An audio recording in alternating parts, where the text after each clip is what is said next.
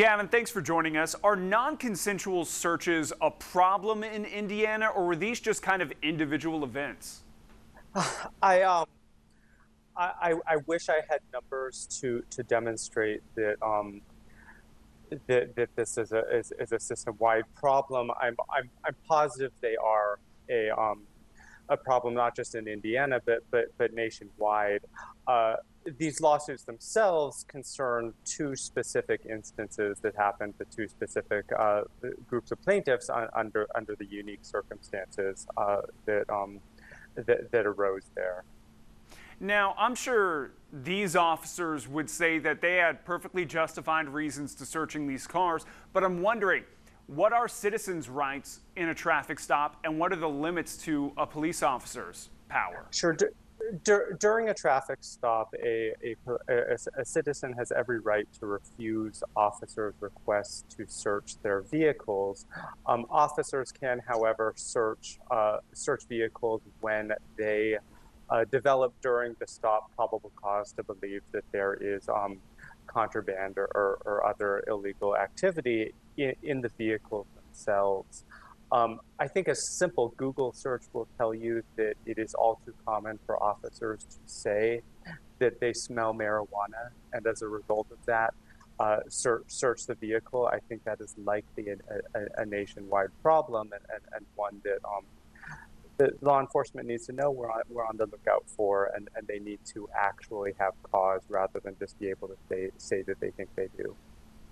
And I'm wondering, since these lawsuits have been filed, I've actually seen some Indiana State Police spokespeople start posting about major drug busts that have happened as a result of traffic stops. And I'm wondering, is there a discussion kind of either in the legal world or behind the scenes in law departments about, in law enforcement, about maybe traffic stops being slowly phased out?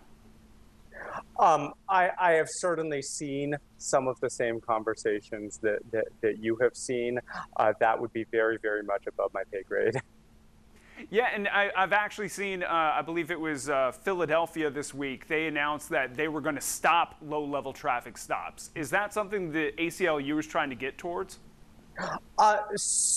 Certainly the ACLU is concerned that, that what should be routine, non-confrontational instances that at most result in a traffic citation for minor violations. Certainly we're concerned about the frequency with which those tend to either be used for other purposes or escalate into something far more tragic.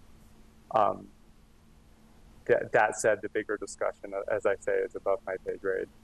And what would you say to, law enforcement officers who say this is a necessary part of just kind of monitoring their community, that you need to leave it up to individual officers' discretion about whether or not to check out a car?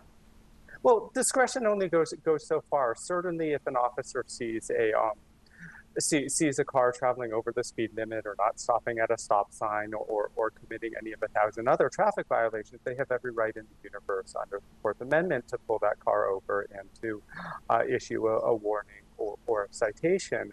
What we're concerned about in these cases is that the possibility that such an infraction has occurred has been used to get persons who, at the very worst, were committing a minor traffic violation into a position where they are being forced out of their cars, forced to have their vehicles searched without their consent.